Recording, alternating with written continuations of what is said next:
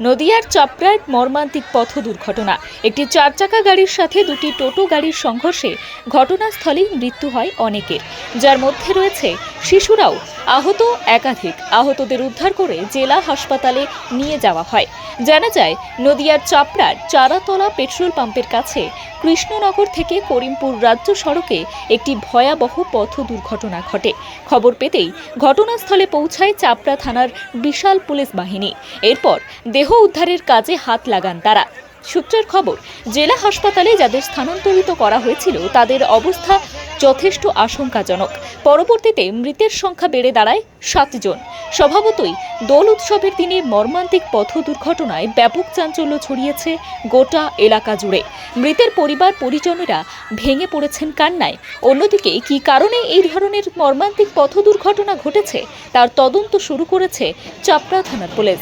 নদিয়া থেকে অরিন্দম চক্রবর্তীর report, timeless depiction news.